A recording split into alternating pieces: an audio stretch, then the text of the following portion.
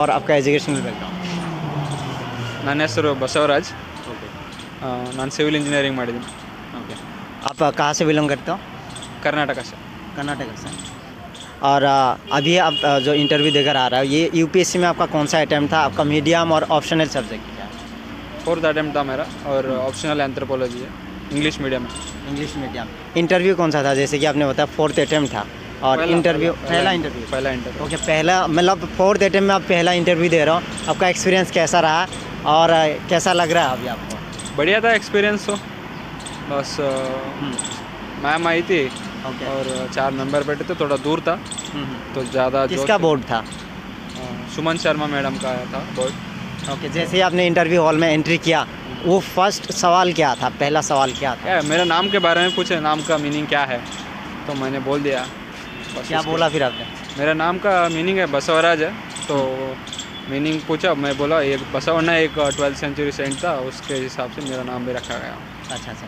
उसके बाद कैसे सवाल जवाब शुरू हुए और ज़्यादातर सवाल कहाँ से पूछेगा? स्टैटिक पोर्शन से या फिर करंट इश्यूज़ पे आपके होम डिस्ट्रिक्ट से होम रिलेटेड? डिस्ट्रिक्ट से नहीं, कर्नाटका से 1-2 क्वेश्चन आया था और स्टार्टिंग में बहुत क्वेश्चन पूछा गया. मतलब Static से. डेमोग्राफी डिविडेंड के बारे में लंबा डिस्कशन हुआ, अर्बन प्लानिंग के बारे में हुआ, ओके. ऐसे वो हुआ. सिचुएशनल सवाल आपसे पूछेगा, जैसे सिचुएशन दिया जाता है कि आप किसी डिस्ट्रिक्ट के डीएम हो तो ऐसा सिचुएशन होगा. तो क्वेश्चन क्या आया था. करोगे? सिटी कमिश्नर का एक क्वेश्चन आया सिटी था. कमिश्नर क्या क्वेश्चन था वो बताएंगे ज़रा? मतलब प्लानिंग कैसे करेंगे सिटी का, मतलब क्या क्या प्रॉब्लम्स है, कैसे एड्रेस करोगे, वो आया था बस. Okay okay. अभी अगर हम बात करें प्रीलिम्स के बारे में, प्रीलिम्स की स्ट्रेटेजी के बारे में, प्रीलिम्स में 2 पेपर होते हैं, जीएस पेपर 1 और सी सेट. जीएस पेपर 1 के लिए स्टैटिक पोर्शन आपने कहाँ से कवर किया था? क्या रिसर्चेस थे आपके? मेरा सिर्फ कॉमन बुक ही है, ज़्यादा नहीं है, लेकिन जितना भी पढ़ना है वही रिवाइज करना है बस. मैं भी ज़्यादा नहीं पढ़ा है बुक्स. ओके, और ओके. आपने ज़्यादातर मतलब टेक्स्ट बुक प्रेफर किया या ऑनलाइन मटेरियल? नहीं, text book. Text book. Okay, GS paper 1 में करंट अफेयर्स के लिए आपने क्या क्या रिसोर्सेज फॉलो किया? न्यूज़पेपर पढ़ता था बस.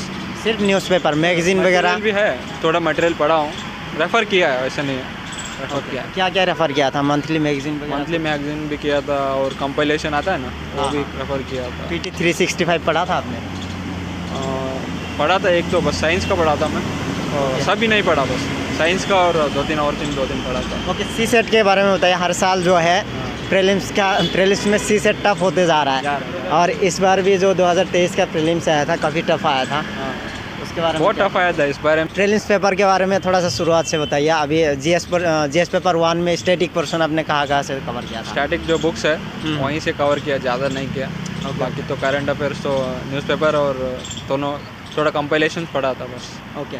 और करंट अफेयर्स के लिए कंपाइलेशन और न्यूज़पेपर आपने बताया. बाकी सी सेट में क्या कहना चाहेंगे? सी सेट हर साल टफ होते जा रहा है. ह्यूमैनिटीज़ बैकग्राउंड के स्टूडेंट्स को काफ़ी दिक्कतें आ रही है. सी सेट का क्या अप्रोच था आपका?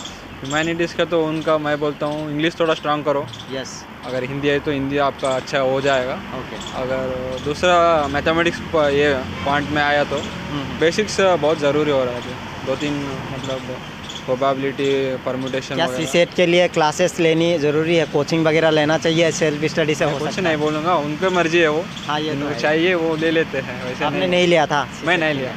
ओके. सी सेट के लिए PYQs को कैसे आपने एनालिसिस किया?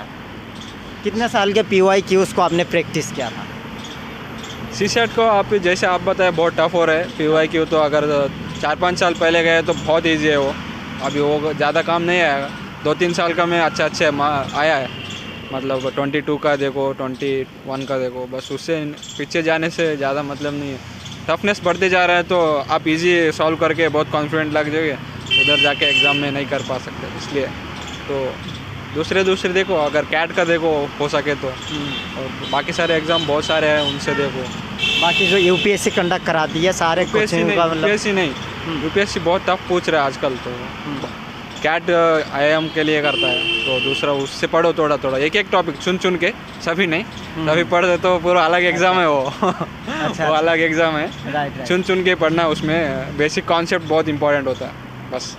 अभी जो 2024 का प्रीलिम्स होने वाला है, बहुत ही कम समय बचा हुआ है, 4-5 महीने ही है. तो जिन एक्सपीरियंस का अभी भी तैयारी नहीं हो पाई है, वो कैसे सिलेबस को कवर कर सकते हैं? तैयारी मतलब सिलेबस कवर मतलब क्या है, बेसिक्स ही पढ़ना है बस. मतलब हिस्ट्री वगैरह बस पढ़ लो.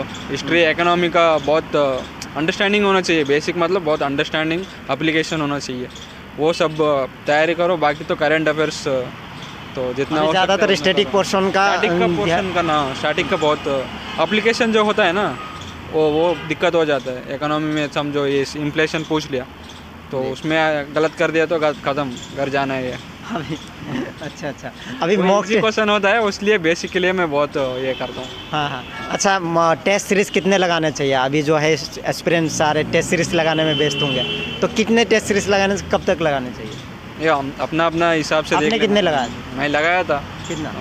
मैं दिया एक 40-50 टेस्ट दिया था प्रीलिम्स के, बहुत 40-50 प्रैक्टिस किया था, मेरे को उतना लगा। ऑनलाइन दिया था या ऑफलाइन ही है, मेरे दोस्त लोग भी है, 2-3 टेस्ट लिखा है बस। आप दिल्ली में रहकर तैयारी किया? दिल्ली में, बेंगलोर में है। अच्छा, बहुत सारे स्टूडेंट्स कोचिंग भी कर रहे होंगे, क्या प्रीलिम से पहले कोचिंग के जो नोट्स है उसको रिवाइज करना सही रहेगा, उससे कोई बेनिफिट हो सकता है? हो सकता है, बिल्कुल हो सकता है। आपने वो पहले पढ़ रखी है तो वो रिवाइज करो, वही अच्छा होगा।